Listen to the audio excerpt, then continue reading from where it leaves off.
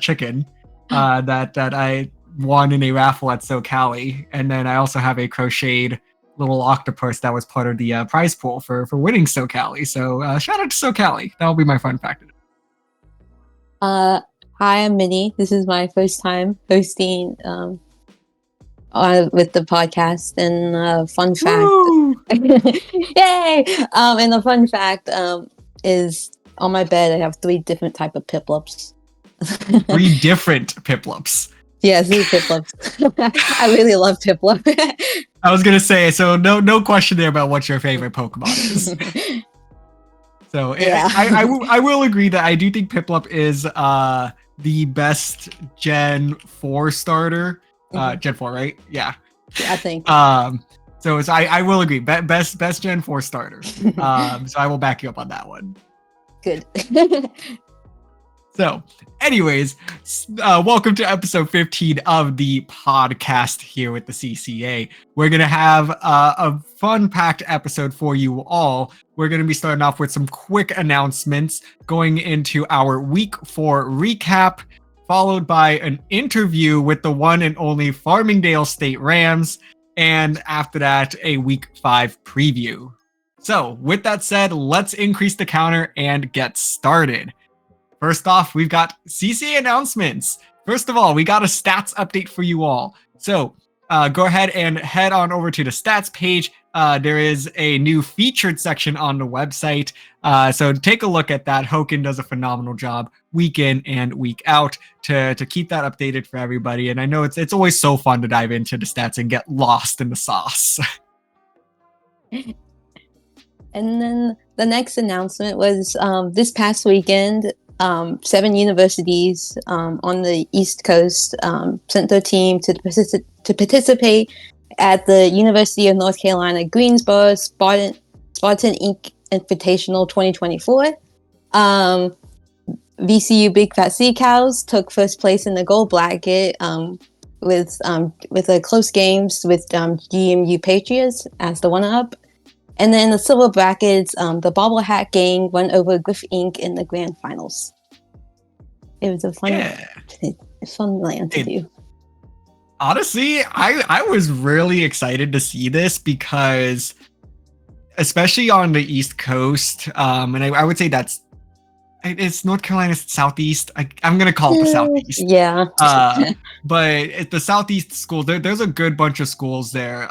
And the fact that everyone, 7 different schools were able to come through is phenomenal. I know that folks are a little bit more spread out in that area, so it can certainly be a little bit more of a challenge. But to get 7 teams, all of which are relatively high caliber teams, is really, really cool to see. I mean, I would love to dive into this just a tiny bit more because I know, Minnie, you were there, so you have on the ground coverage for us. So just give us a quick little tidbit. What was that atmosphere like? Having everybody there. What stood out to you from this event? This is the second time they've hosted it. So this year was way more teams, and so that was really nice to have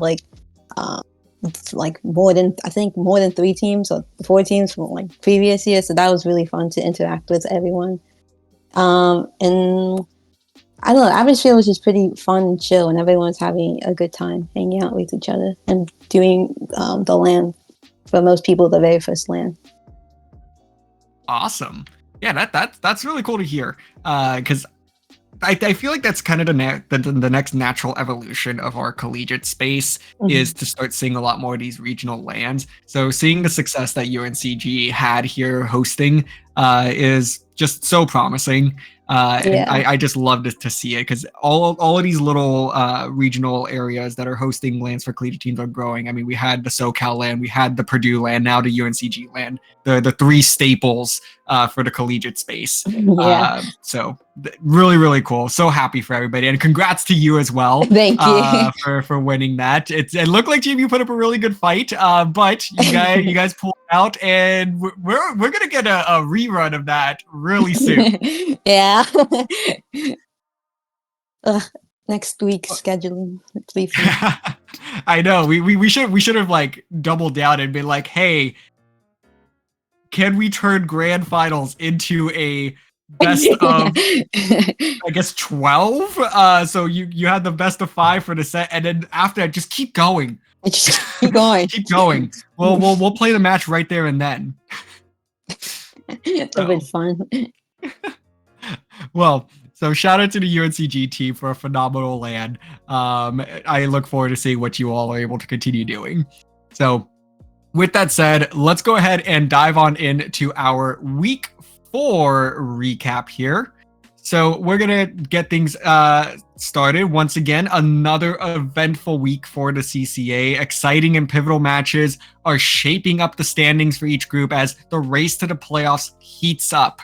Week 4 just means that teams are going to start to find themselves in playoff position, trying to lock in a couple of spots. And we did see a couple of teams do just that this week. So with that said, let's go ahead and dive right on in. Mini, get us started with our Division 6 Blitz here.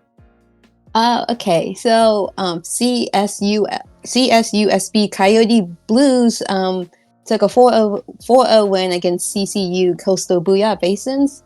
And the next team, CSULB Blue, 4-0 NCCS Llamas. It was a big win for the CSULB over the biggest competitor for a playoff slot.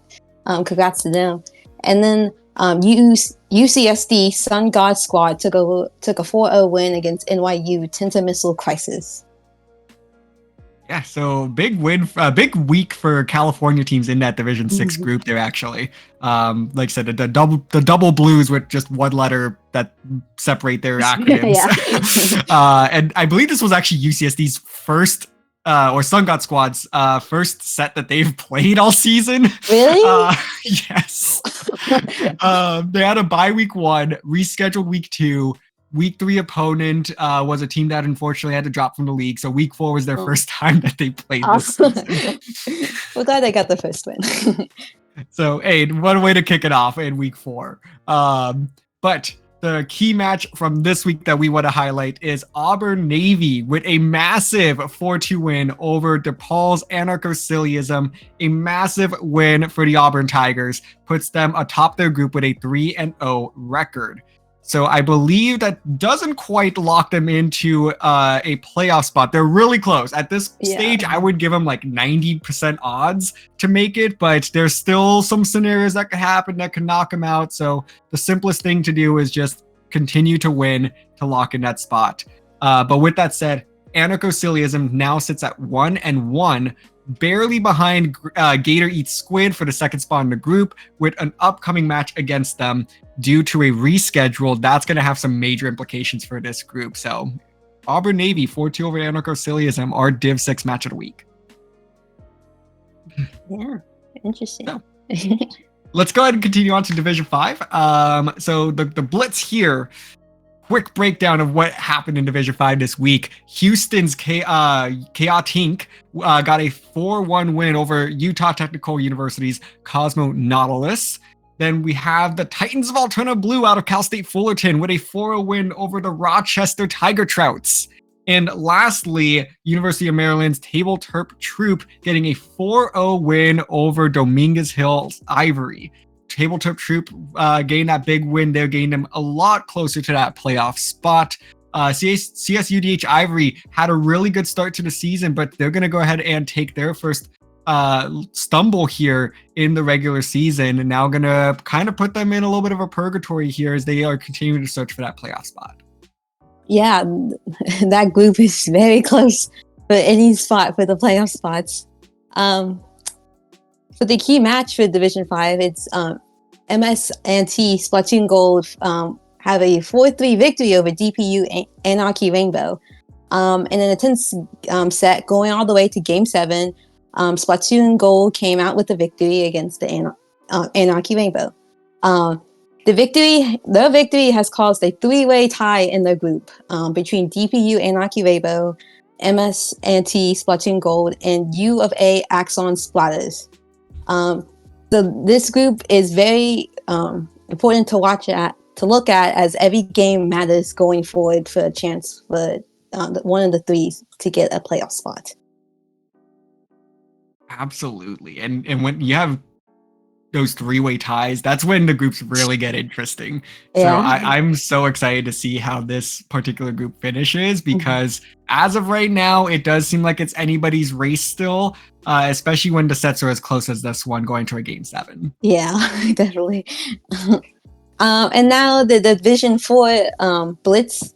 Farmingdale Esports took a 4-3 win over UGA Red, a very intense game we'll talk about later on.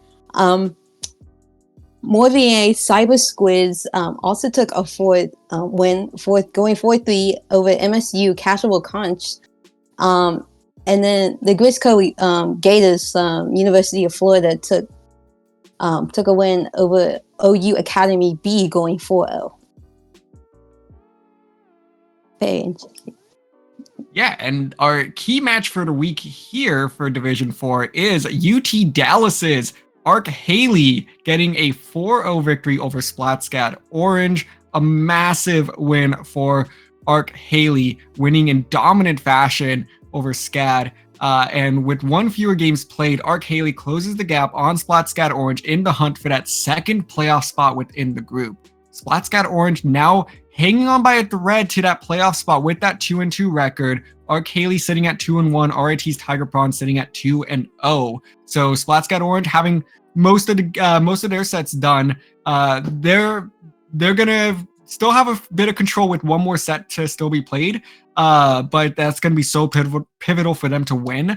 Arc Haley and Rochester's Tiger Prawn still got a few matches to play, so anything can still happen. We've seen crazier things, so SplatScat Orange, don't count yourself out yet. Get the win and continue fighting. Yeah. So, with that said, let's dive on into our Division 3 Blitz here. First off, matches that we're going to highlight here. Purdue's Bash getting a 4-2 win over Long Beach Black. This was a really interesting matchup that I had circled on my schedule. Really wanted to see how these two teams matched up against each other, because this particular group has been really, really close thus far.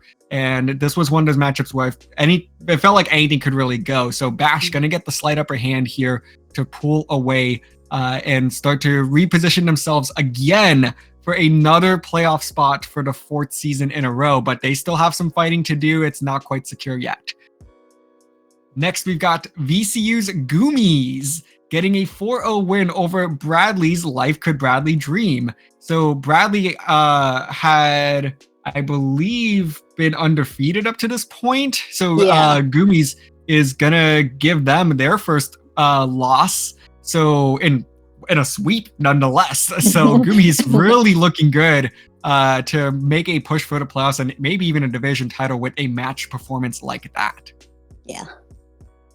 Lastly, we'll highlight the KSU Wild Sharks coming up with a clutch Game 7 victory over DPU's Ink Stew. The Wild Sharks have been just a really interesting team that has been here in the CCA for quite some time, and now really doing a good job in Division 3 of keeping themselves in that playoff race.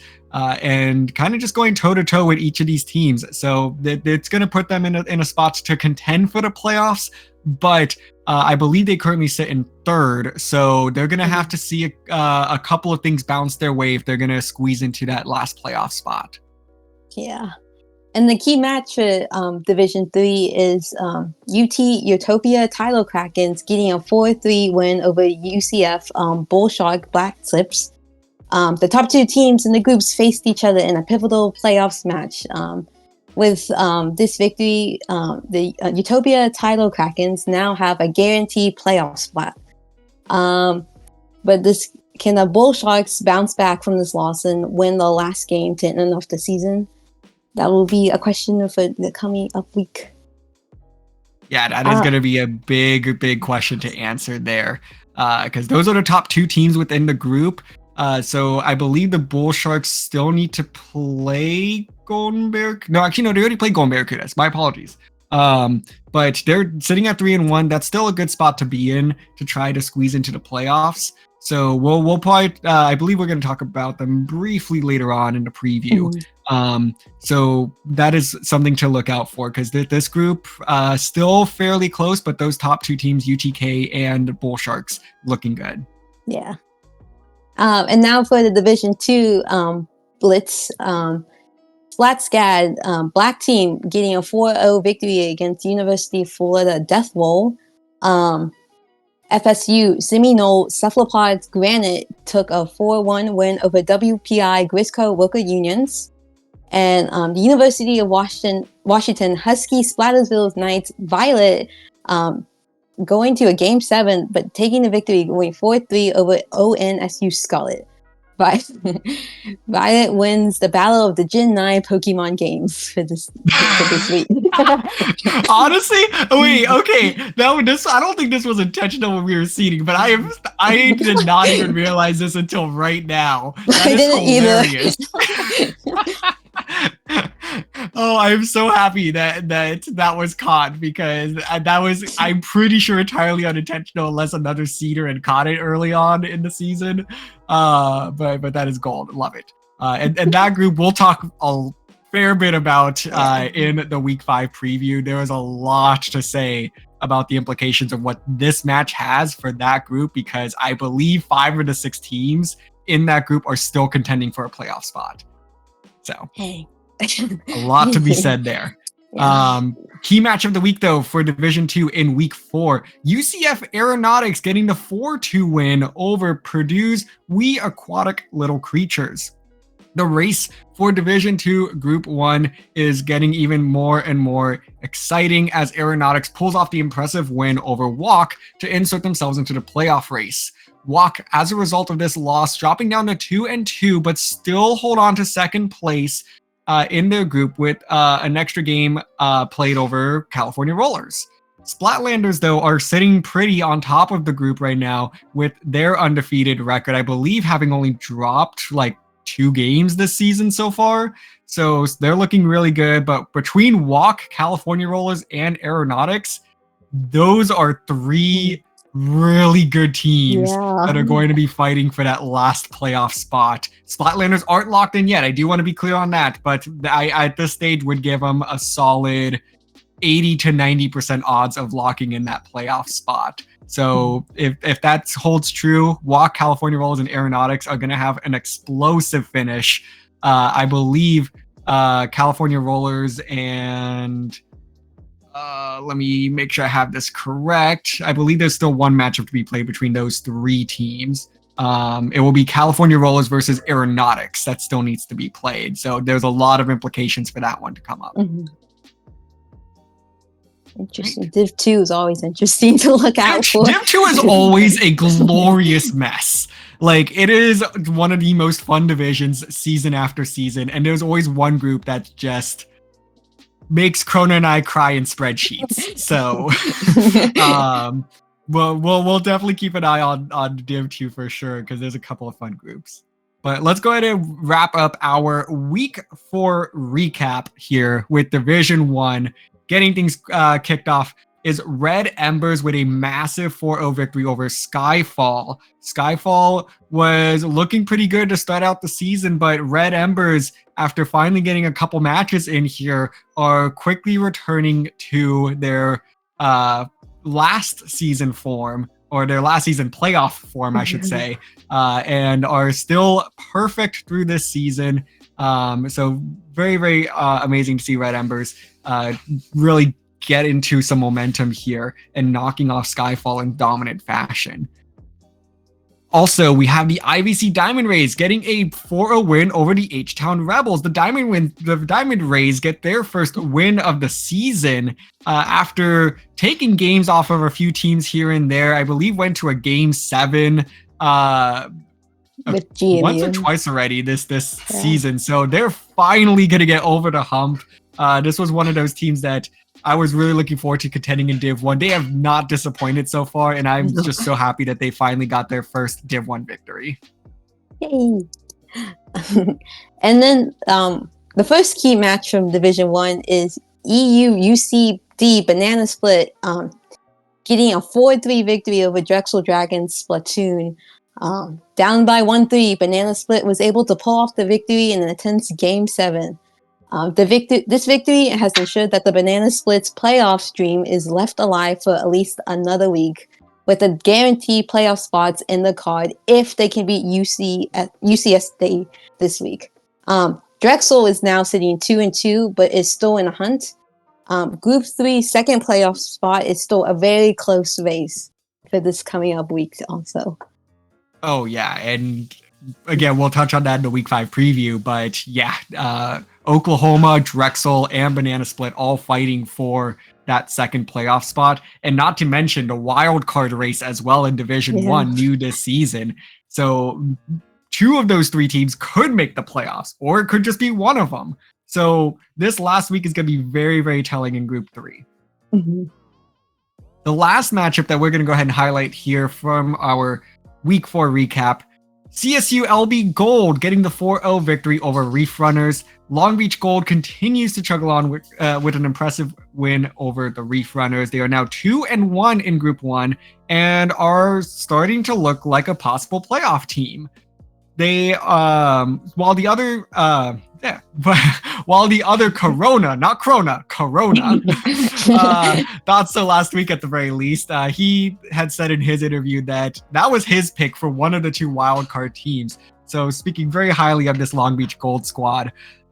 So we actually went ahead and reached out to Long Beach Gold to get their opinion on Corona's statement. And here's what they had to say.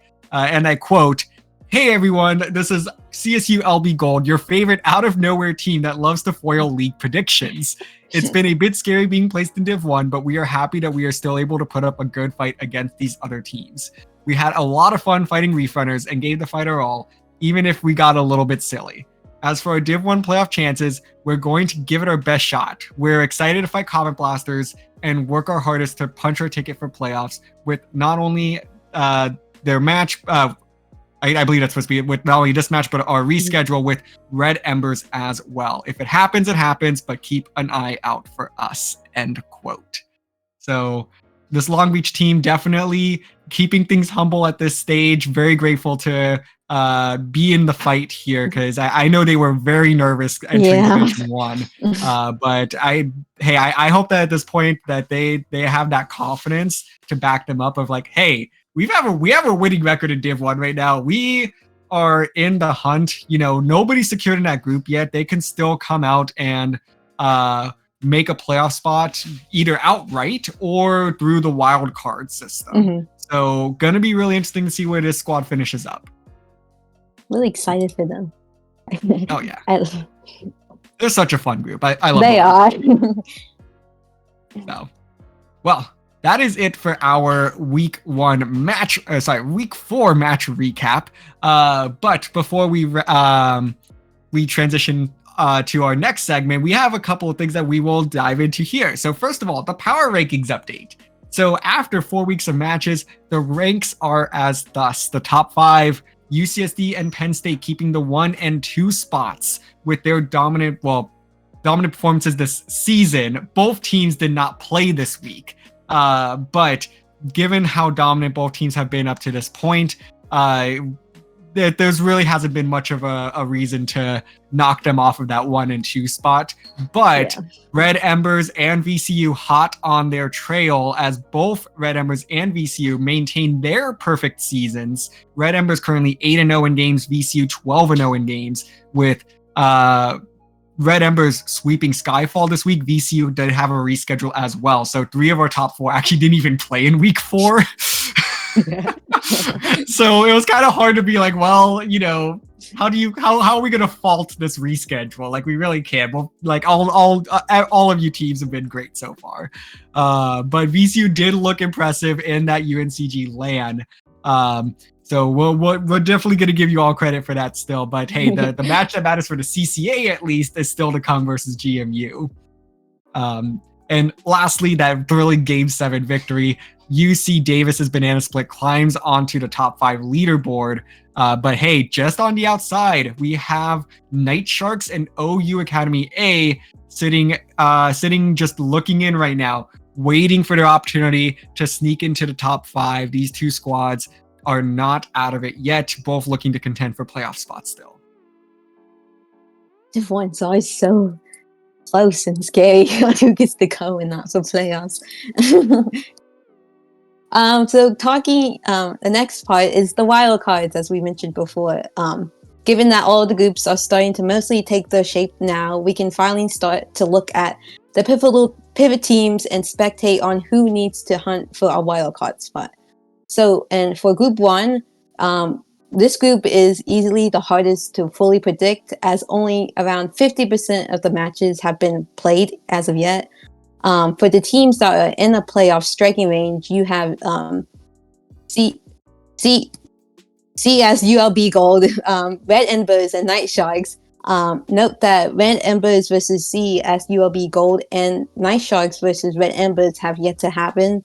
But there's a fairly good chance that all three of these teams can make it to the playoffs. If seeding and previous results from earlier in the season were to hold true, Red Embers and Night Sharks would likely take the guaranteed playoff spots for this group.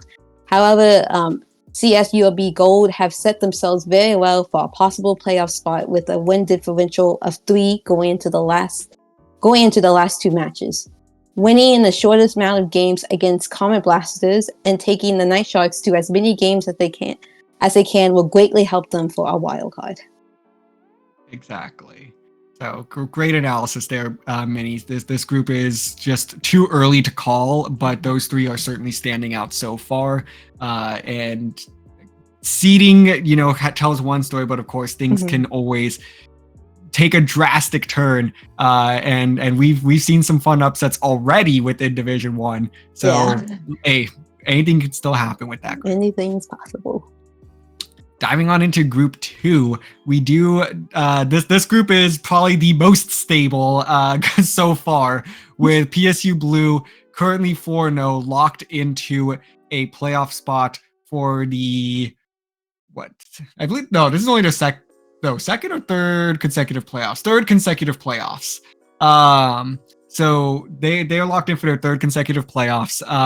VCU and GMU are hot on their trail, 3-0 and 2-1 respectively. But most notably, VCU have been perfect so far through this season, but their 2 toughest matchups have yet to be played. GMU and PSU on deck for the big fat sea cows. So not to put pressure on your plate, Mini, but those are 2 really, really big matchups for your team, and I'm looking forward to it. Those are some that I've been really eager to watch. And again, we keep circling back to this UNCG land. If that matchup was any indication, this will be a lot of fun during reschedule week. And I don't know, those 2 matchups will tell a lot about both of these squads. Yeah.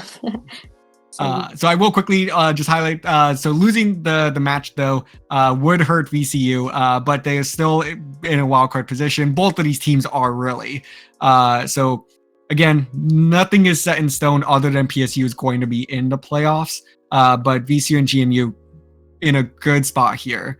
GMU losing the matchup, however, would probably tank their standing even more than a VCU loss, as they would have to get in by wild card. But currently their wild card positioning is not looking very optimal. I believe they would, based on the current standings, be the third place team and would just miss out on a potential wild card spot. So they're going to have to come up big versus VCU to be able to get themselves in a more solid playoff position.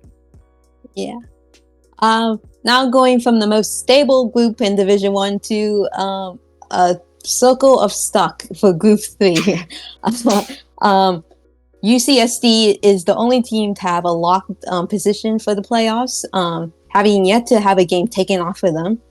As for the other teams in the hunt, UCD and OUA sit at 3-1 and Drexel at 2-2.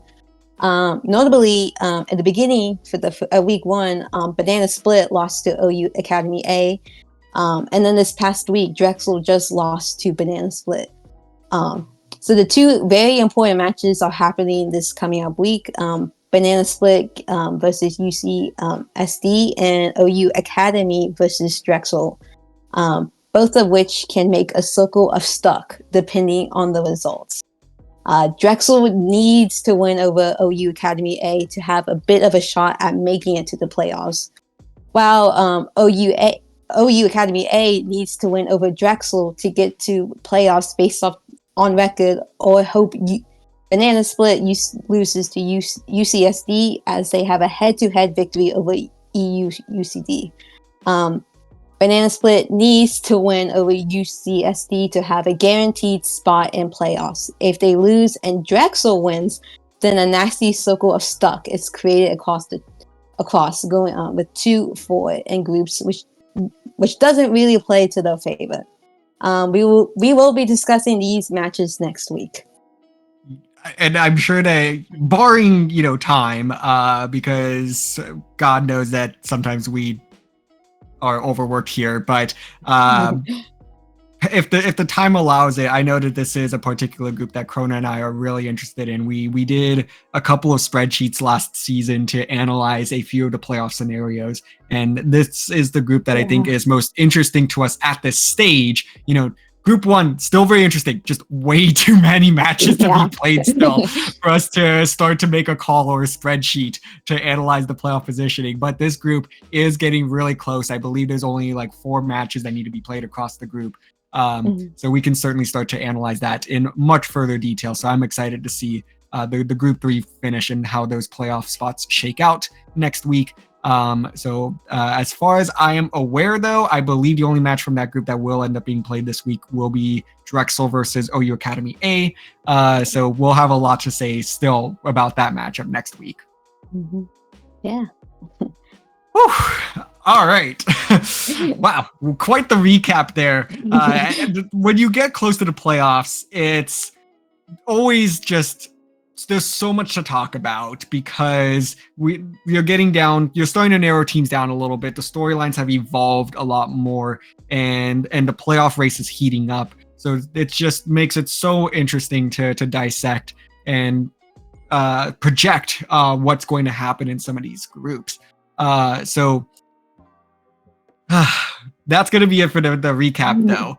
But we do have an interview next with one of the teams that has already booked their ticket to the playoffs. One of, I believe, 6 teams through week 4 that have done so, and the only team in Division 4 to be already set for the playoffs. It is the Farmingdale Rams. So Farmingdale, a team that has often been overlooked, but been making some fantastic progress since season 3, I believe. Originally known as the Farmingdale Rams, they started in Div 7, finished second, losing only to Reef Unleashed, who Reef Unleashed had a wild season and just had the first, I believe, perfect season in CCA history. So they have since worked their way up to Div 3 and then settled now into Div 4, where they're looking very, very strong. Now Farmingdale has found their stride here, is currently undefeated in their group, locked up the top spot in Group 4 within Division 4, and looking to add on one more win under their belt to Red Beak Splatoon to set themselves up for a deep run in the playoffs. So let us welcome Jasmine and Ze from the Farmingdale Esports team. Welcome. Thank you so much, DRF. We're so happy to be here. It's actually quite amazing, I have to say, to be invited to this. Wouldn't you say, Z? Honestly, yeah. This is like a fever dream come true, honestly. I'm so glad to have you guys here. I will be completely honest. Farmingdale has been just one of the most interesting teams to me. The moment you all signed up for the first time in season 3, I sort of became obsessed with the team. I was like, first of all, who is Farmingdale? Where did you all come from? And then I looked into you all and was like, this is a school on freaking Long Island, New York. Like what? Like how do you?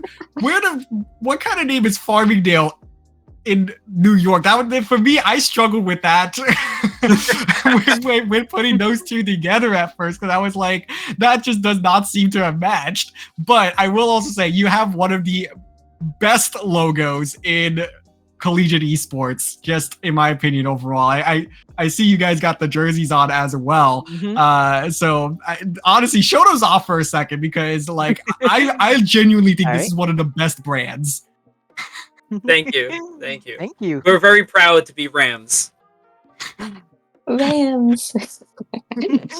See, the Rams were also my elementary school mascot. So Really? You know what? Oh. Yes.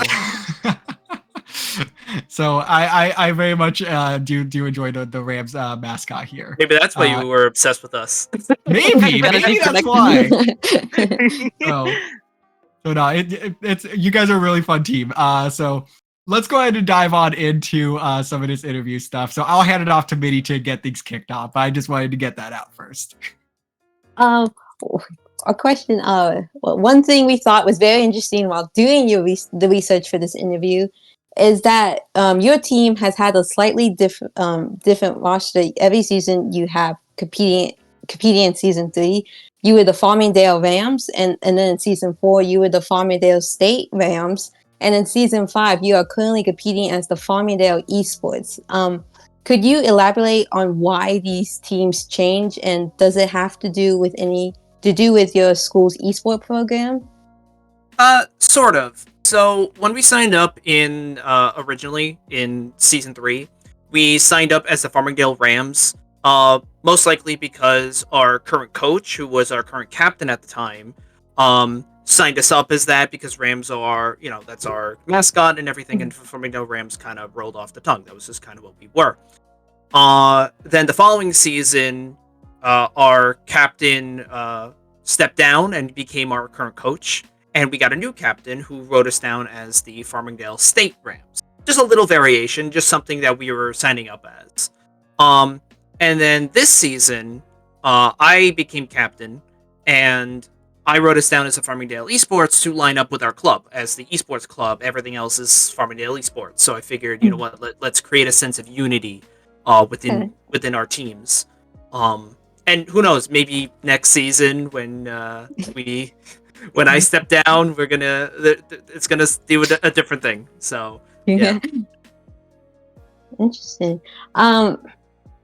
Well, going off of that, could you cover on how your team in the Splatoon program got started at your college?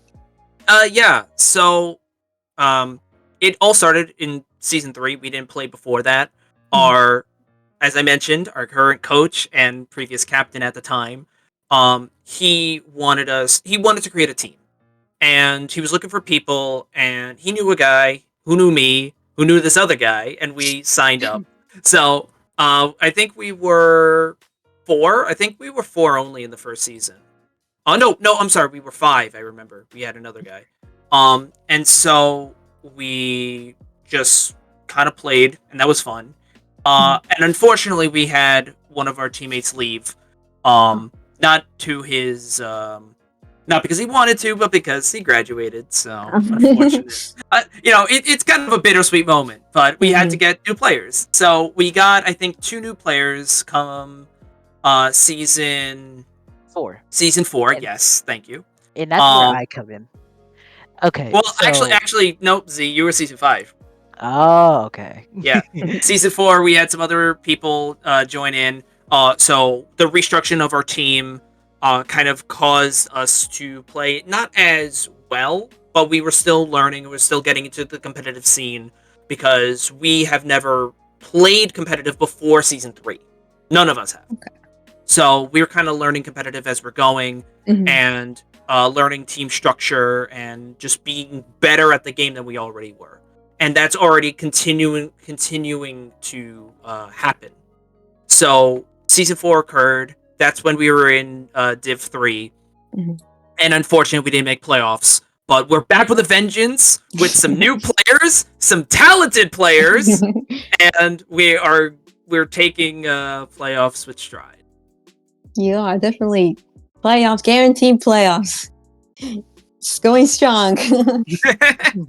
So that's kind of where we sit. And to add off of that, I kind of had a similar experience to how Frank did. There was someone that I met that knew the Donnie, our captain, and was just like, "Oh yeah, there's a Splatoon team." And when I came to Farmingdale, I was like, "Yeah, I really want to join the Splatoon team." So finding out about this and getting to know all the cast of my colorful teammates that I love so much, it's honestly been a nice experience here. Not only being my first time being on a competitive level team like this, but also a freshman as well. Freshman. Ooh, fun to play in collegiate esports. Farmingdale's presence within the CCA has definitely changed between season 4 and season 5. As people mentioned, you had some difficulties in season 4. However, you've been kicking up a storm in this season.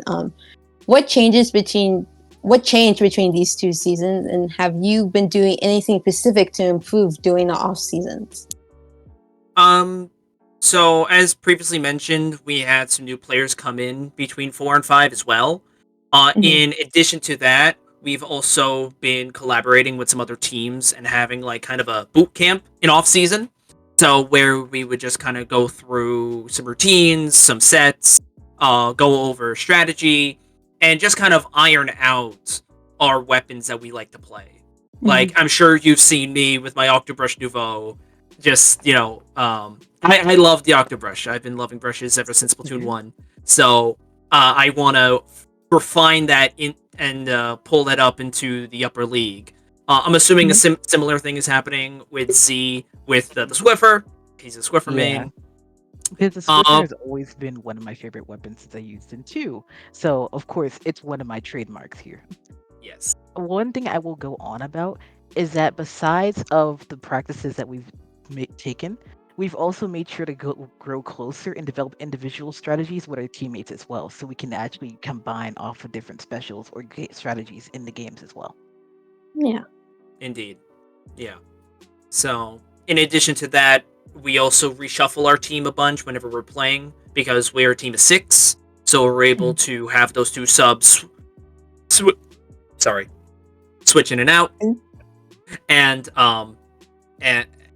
that kind of plays to our strength, because we're able to create a ton of different competitive strategies and team compositions.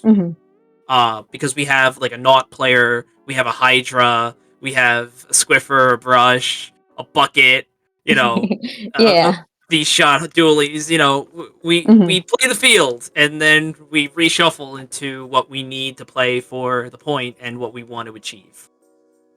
Depending on how it's going, how the map is, our strengths and weaknesses, we go off of there. Exactly. Yeah, totally fair. Playing as a team of 6, my team's also, we get to sub out players when we need to for certain maps, and it's always been a great experience.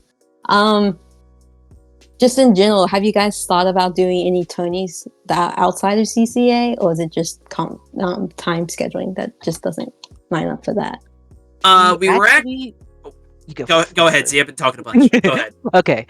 We actually did try to organize and join in the Big Dapple. It was going to be an outside event, but unfortunately, due to some restraints, the slots ended up filling up, so we couldn't make it in time. But we're definitely going to try and go for next year as well, too. Oh yeah, I heard Big Apple is such a great land to go. Yeah, we would have loved to go on, because it's within driving distance for us. We would have loved to, but unfortunately, the 20 teams filled up like that, and we couldn't make it, unfortunately. Unfortunate, but yeah, I was gonna say, I think with Big Dapple, I think they try to do like a few smaller ones and then a couple of like big unrestricted ones. So you guys will definitely have other opportunities as well. Most likely. So I'm sure you'll make it there eventually. A lot of schools up in the Northeast. So and who knows, maybe low-key you all could come together and maybe do a collegiate thing up there, because yeah, like I said, a lot of schools there. So yeah, definitely. Well, let's go ahead and jump into your season 5 so far. So, as we had mentioned, Farmingdale is currently undefeated in matches within Division 4 Group 4. You have wins over Moravian, MSU, UConn, and just recently UGA Red, the reigning Div 6 champions. So, how do you all feel about this winning streak so far? Were you expecting to get off to this kind of run? Honestly, I don't want to say we were expecting, but we were definitely trying to get this far this way. You know, we give it our best for every match we play, and the team composition that we put together. So while we weren't expecting 4-0 so far, we are definitely not sad about it. And the teams we've gone up against have been phenomenal. Their skills are great.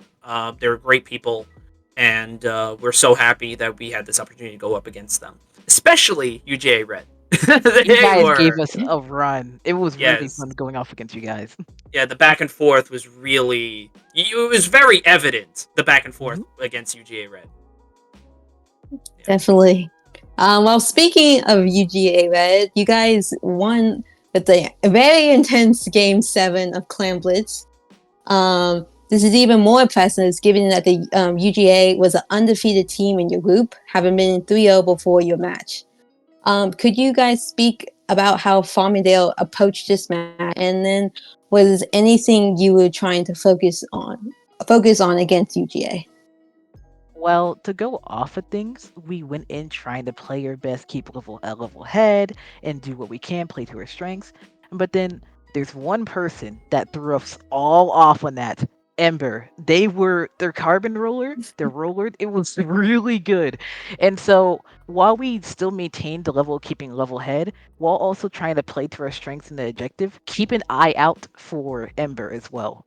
So we can also make our advances because they cut off a lot of our stuff. Yeah, definitely.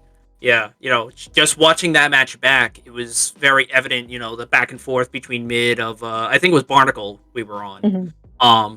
The back and forth on Barnacle was crazy, and that map is known to be a lockout heavy map, and neither team was able to break through mid into the lockout. I think UGA Red had like one opportunity, but we were just able to break through and prevent them from scoring.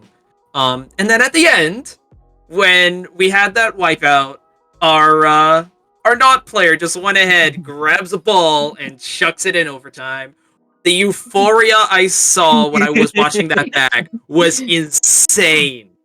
I was like, oh my god, yes! It was overtime Clan Blitz. Like, oh my god. It does. If you have never seen Clan Blitz before, this is like peak Clan Blitz. It was such a shock too, because after the wipeout, we're just like, okay, we got to make sure we build up specials, take an advance, and make sure we're ready for it. I see our fabled rat boy Brew come in, he throws it into the basket. I'm just like, where did you? Okay, anyways, thank you.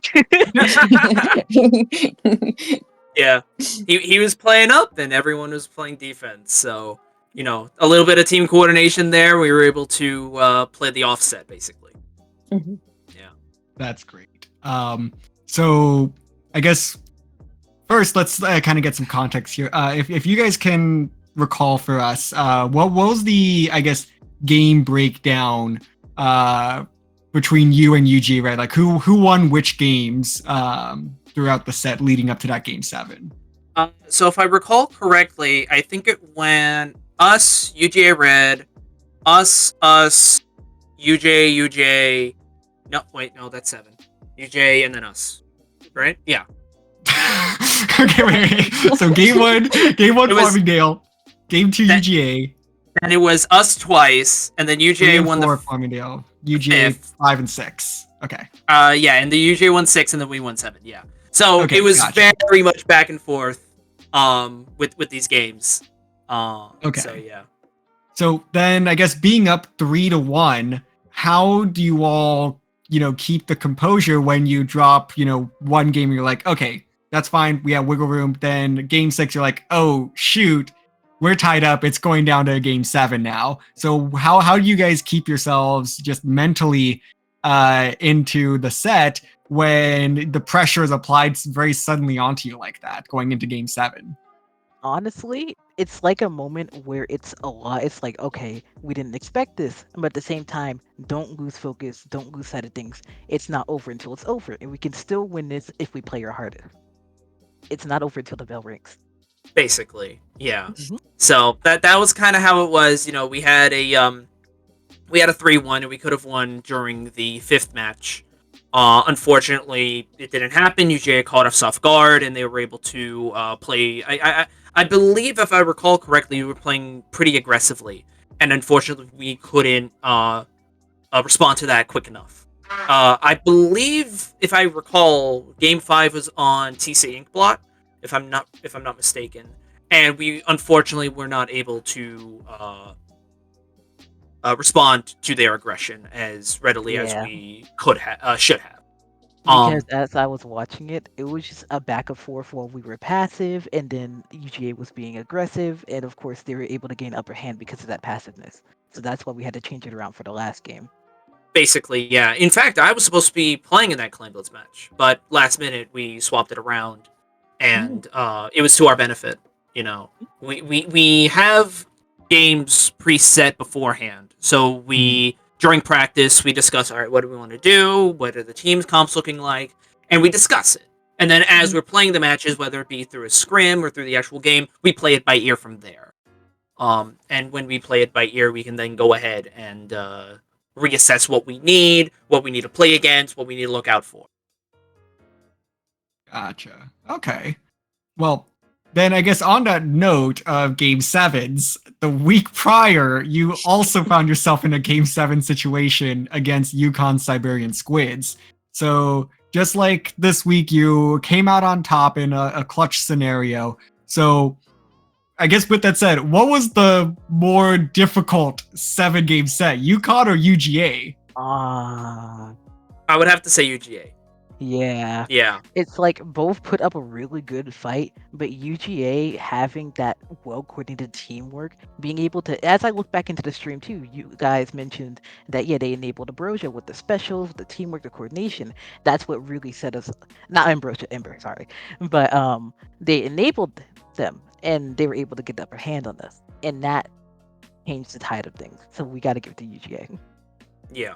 Yukon definitely had their strengths, and they gave us a run for our money. But, off the top of my head, it just felt like some games. They were great people, but UGA Red is sticking in my head. So Okay. yeah. I'm slightly surprised by that answer for the reason that usually like the first time you get into that kind of Game 7 situation in a season, that's usually the one that's more jarring, and you're like, oh shoot. Like, we've been doing so well, and like now we're in, like, we have to really clutch up for the first time this season. So that's why the answer surprises me just a little bit. But no, I think that's a great answer nonetheless. Both teams did a phenomenal job to take you the full 7 games.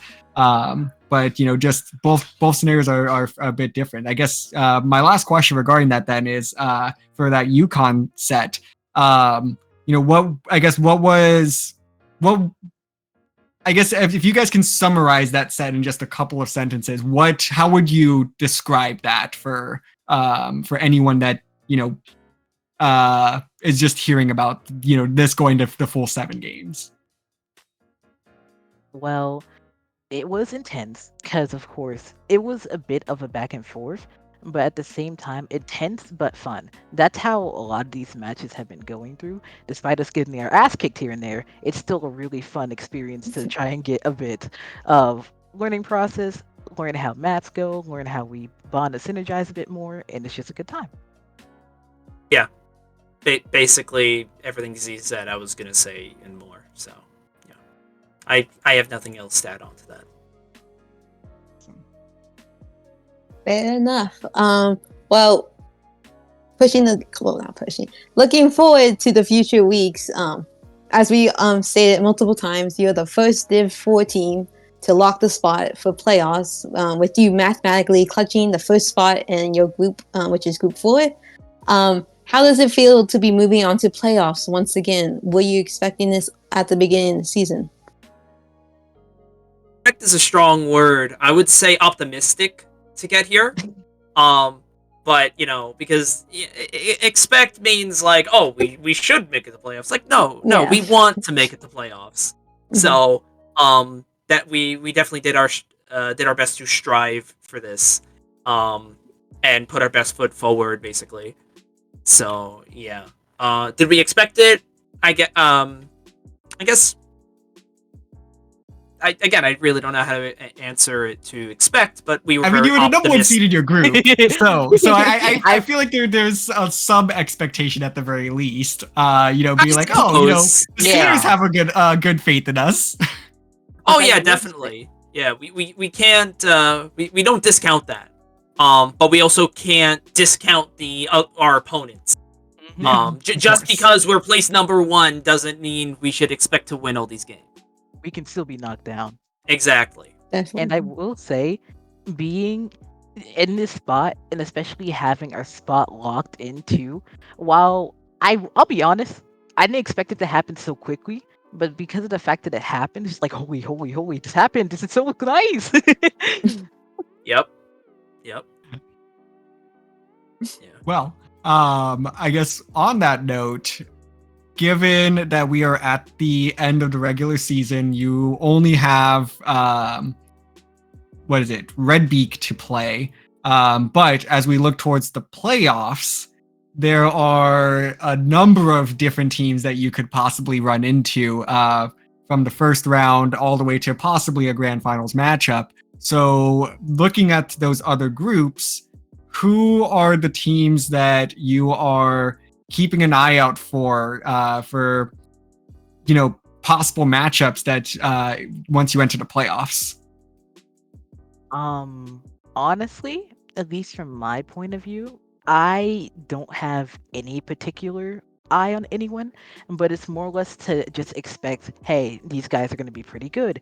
And make sure you do your best, keep a level head, and do what you can. Even if they may knock us down, we can still take the fight to them. Most definitely. And just looking from the other groups, for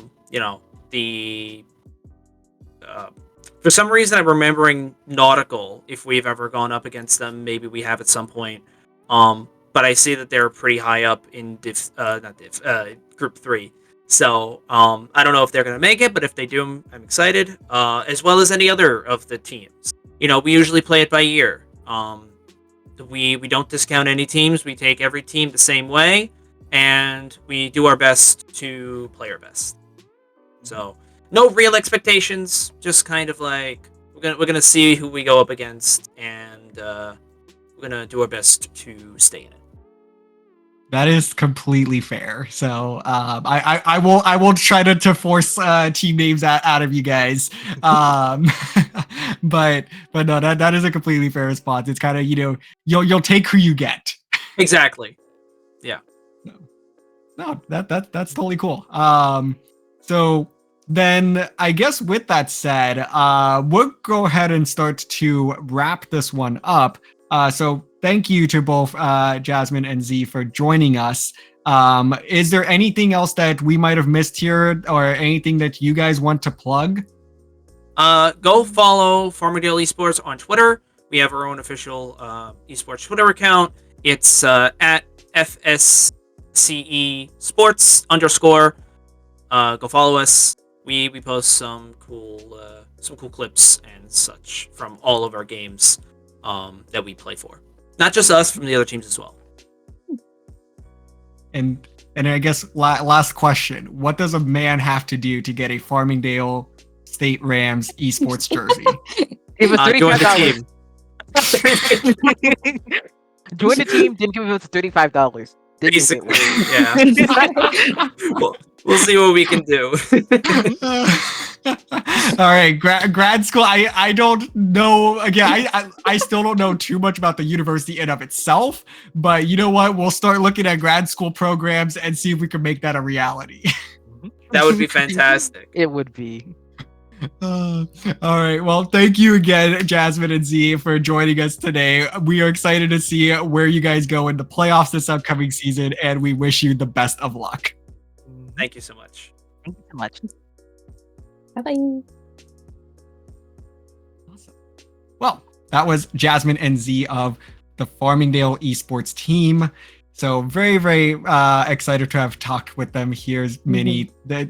Such a good team to continue to follow. So, hey, honestly, I know I kind of said it in the beginning. You know, I've loved this team since the moment they signed up, and getting the opportunity to talk with them has just made it made my excitement for them just that much greater. So, hey, awesome interview.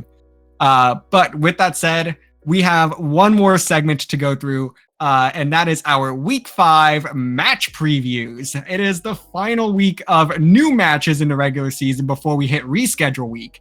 And there are some high stakes matches left to be played.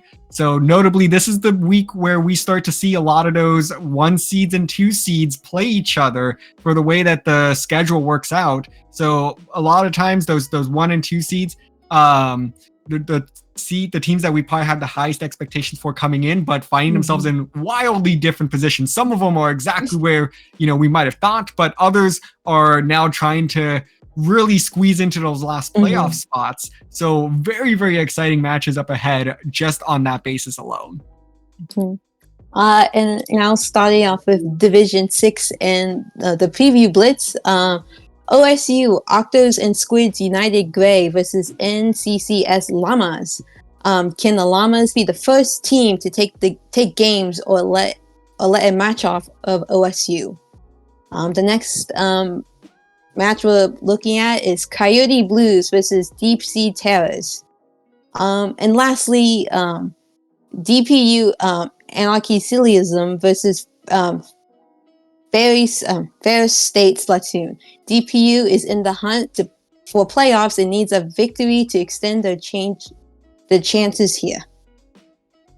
Yes, absolutely. But the key match to look out for this week is none other than Spoon versus Sun God Squad. Spoon, a fan favorite around these parts, taking on Sun God Squad. Both teams are undefeated so far, and I believe we're the 1 and 2 seeds in this respective group. So this is going to be a lot of fun for sure. Spoon currently sitting at 3-0, UCSD at 2-0. So Spoon, I believe, has I'm trying to remember. I believe have they dropped the game yet?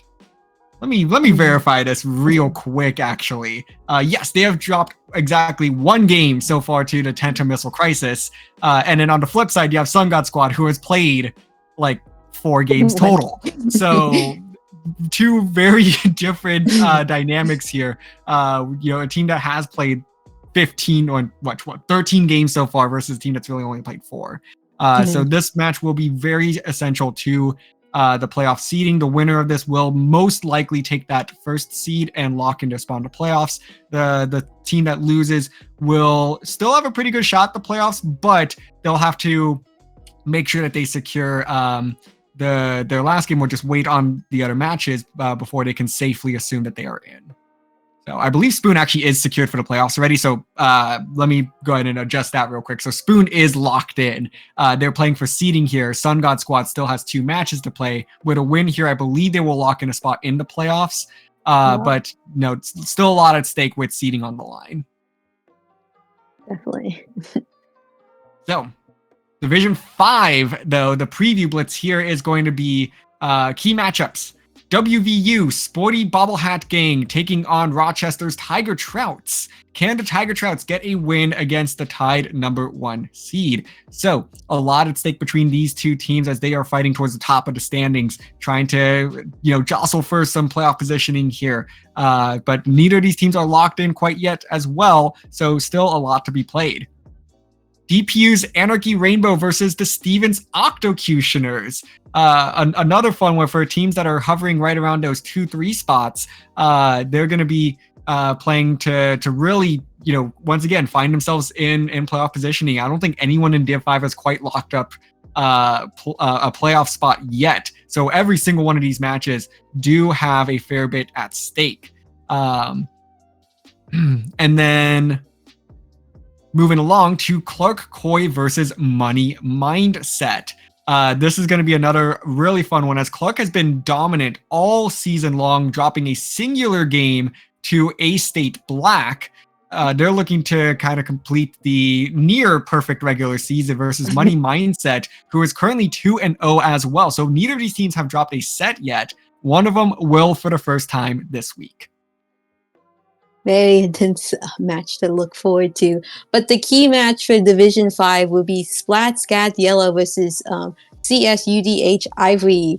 The two top teams in Group 2 face off against each other in a pivotal match. Both of these teams have lost to the Table Troop, who is sneakily coming from behind with a 3-0 record. They also have the same record with going 3-1 and are hoping to end off the season with a win and getting themselves a spot in playoffs.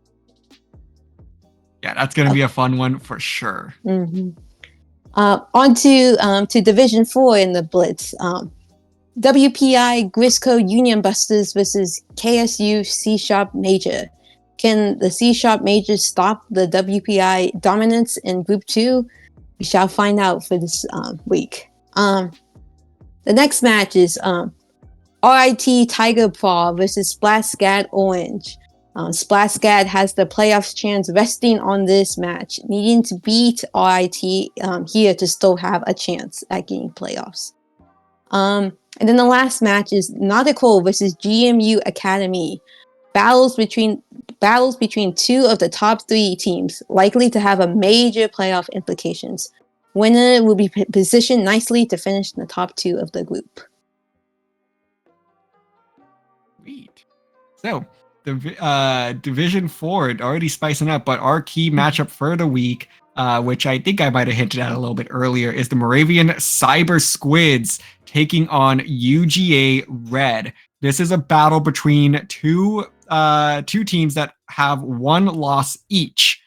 Farmingdale has already beaten both of these teams and secured the number 1 seed in Group 4. So the winner of this matchup clinches the number 2 seed. This is our first, what I'm going to call a play-in game of the season. So the stakes are clear cut here. You win, you're in. You lose, and you're out. So both of these teams have a lot on the line. I am so excited to see this matchup. If you all, I'll just put it out there in case they're listening to this, but if you all have your match scheduled, like, please let us know, because I love these types of play-in games, especially with two teams that have had a fair bit of success in history within the CCA. Would love to get this one on stream. So just reach out. You know where to go. We'll figure it out. If we can get someone on it, I would love to get someone on it. So that is going to be, honestly, of all of the week 5 matches, this is the one I think I'm maybe most excited about. Yeah. So, but let's keep going. Division 3, the preview. We have Bradley's Life Could Bradley Dream versus the Tax Collectors. Can LCBD bounce back from a tough loss last week and still keep their playoff chances alive? That's going to be the key thing that we are trying to answer this week between those two. Following that is the Bull Sharks Black Tips versus UGA Black. Another pivotal matchup, as UGA Black is also trying to keep themselves in that playoff race. Bull Sharks looking pretty so far, so they're going to just try to lock it up versus UGA Black. And lastly, on the Blitz part here, Houston's Girly Pops versus Bash. This has been probably the messiest group within Division 3, just for the sake that it's still anybody's game. And this is one of those groups that I am sort of anticipating that there's going to be a circle of suck in some sort. Girly Pops are still undefeated at this stage, but with 2 weeks to go, they have 3 matches to play. So the stakes are certainly there. And I don't think that there is any team that is out of the playoff picture quite yet, with maybe the exception of Vespa. But there's that group is wild. Very close group. But the key match for Division 3 is Egg Spaghetti versus EU UCD Splatoon White. Can Splatoon White stop the dominance of Egg Spaghetti, or will Egg Spaghetti continue to keep up with their dominance? Both of these teams have yet to lose a match, with Splatoon White with a 2-0 record and Egg Spaghetti with a 3-0 one. If Egg Spaghetti wins this match, they should land a guaranteed playoff spot. While if Splatoon White wins this match, they are one step closer to getting a playoff spot. Absolutely. Going on to Division 2 for the Blitz is the California Rollers versus UCF Aeronautics. The battle between 2-1 teams. The winner positions themselves very well to take the 2 seed in Group 1. But the loser team plus We Aquatic Little Creatures can still make a run and enter on tiebreakers. And the next one is University of Washington Huskies Splatterville Knights Violet versus Creamed Corn. The playoffs still wide open for Group 3, a group with 0 sweeps and 3 Game 7s.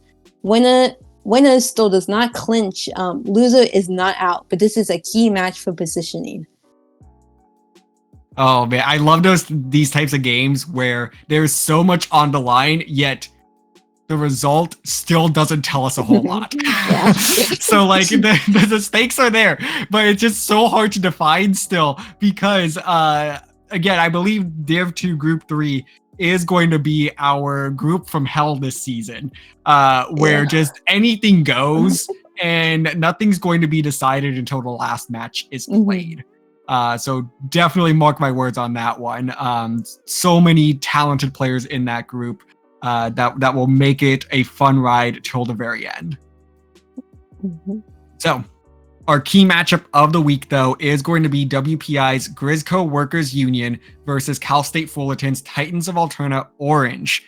This is a really exciting matchup that I think both of these teams have wanted to see since last season, and now they will get the opportunity to play each other. The winner of this match will likely take the 2nd seed within their group, with I believe it is the Seminoles looking to lock up that number 1 spot. They're currently 3-0. They still have a couple of matches to play, but they are favored in both of those matches.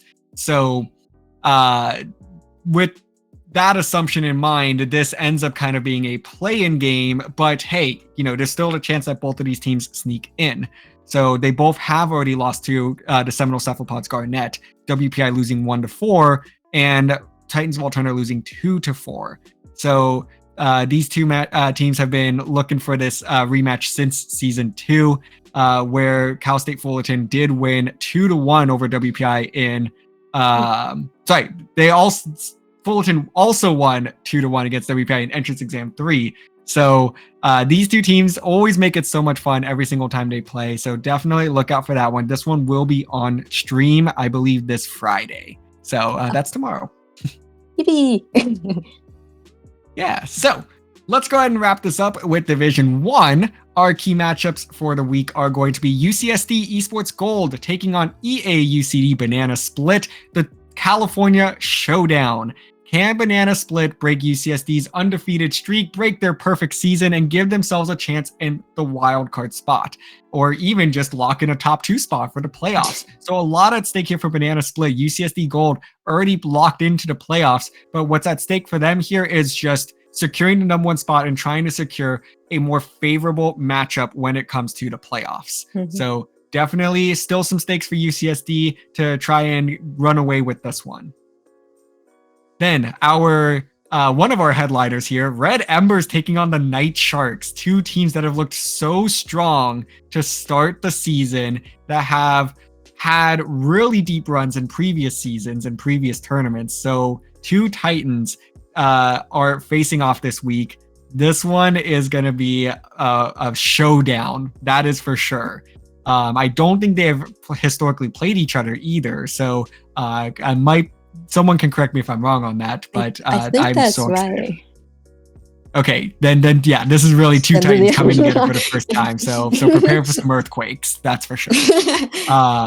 And then PSU Blue will be facing off against VCU's Big Fat Sea Cows. VCU has a perfect season thus far, and they are going to be taking that perfect season into a matchup against the reigning Division 1 champions. So another just massive headliner here as we are seeing a lot of these 1-2 matchups shaking out. But hey, honestly, with all these 1-2 matchups being really interesting, though, that is not our key match of the week, Mini. No, our key match for this week is OU Academy A versus Drexel Dragons Splatoon. After coming from a tough loss, Drexel is hoping to win against OU Academy. If Drexel wins, they could cause a 3-way tie between them, OU Academy, and Banana Split. If OU Academy wins, they are one step closer to securing a playoff spot. But I'm pretty sure they do secure that playoff spot if they win.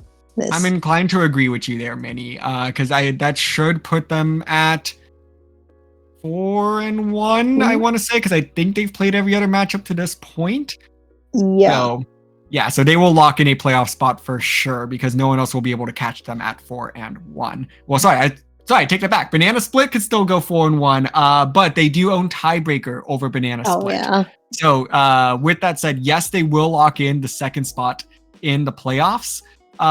So a win here is a guaranteed Div 1 playoff spot for OU Academy A. What a growth arc for this team. Right. The major upset for week 1 from them over Banana Split just caused this huge breakthrough for this group. Yeah, huge indeed. Well, that is it though for our week 5 preview. So what comes next? Well, we do have our week 5 match schedule out for streaming.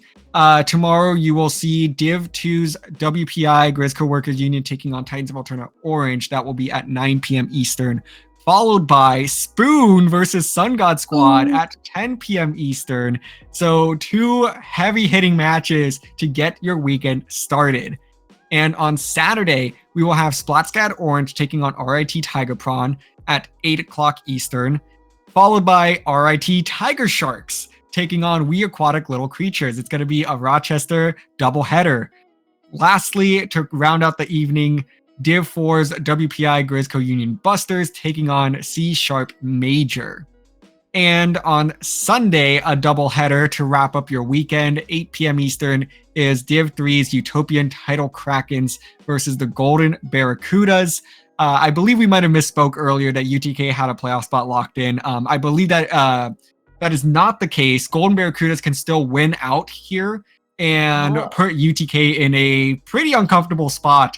I believe UTK is one of those situations right now where it's a very specific sequence of events needs to occur for them to be out of the playoffs, but it is still a plausible scenario. So it's one of those, hey, win and you're in and you don't have to worry about it. But if you lose, well, Golden Barracudas just increased their chances a lot, and UTK is going to be scratching its head like, this is a bit awkward now. So still a lot of stakes to be played. And then lastly, our key matchup of the week for Div 3, EA UCD Splatoon White versus Egg Spaghetti, Battle of Undefeated Teams. So from top to bottom, a lot of stakes here in these matchups that will be on stream. Should be a lot of fun. PodCCAst episode 16, tentatively scheduled for next Thursday at 8 p.m. Eastern, 5 p.m. Pacific. Be sure to look out for an announcement regarding the next episode. Oh man, Minnie, you did it. You survived your first episode of the podcast as a co-host. You did a phenomenal job. Thank you. So thank you for being my co-host today.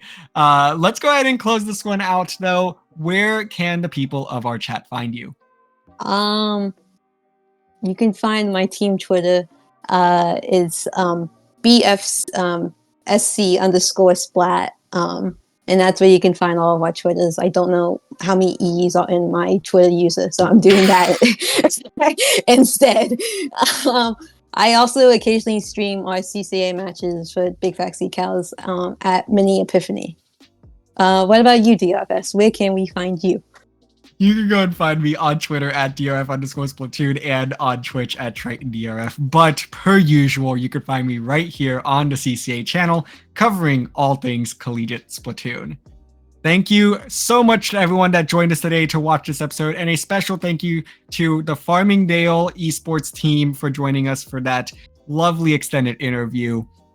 We will see you all tomorrow for those matches to be streamed, so it should be a lot of fun, and we are excited to start to reach the end of the regular season. So stay tuned, a lot more storylines to be told soon.